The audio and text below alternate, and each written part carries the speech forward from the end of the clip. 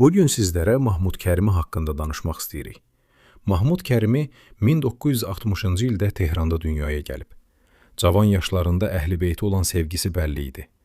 Sonralar o əza məclislərində çıxış edir və bəyənilir. Düzdür, onun oxuduğu mərsiyələr fars dilində olsa da, amma yenə də sevilir. 6 il bundan öncə ziyarətə gələn zəvvarlardan biri deyir ki, bir izdiham gördüm və insanlar eşq ilə sinə vururdu. Və orada Mahmud Kərimini gördüm və çox heyran oldum. Mahmud Kəriminin çox mərsiyələri var. İnsanlar o mərsiyə deyəndə meydanlara toplaşır. Amma onun bir mərsiyəsi çox məşhur olur. Həmçinin Azərbaycanda da.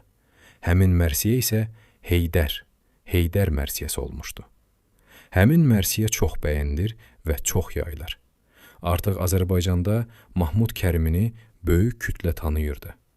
Allah Taala Mahmud və ailəsini qorusun və onu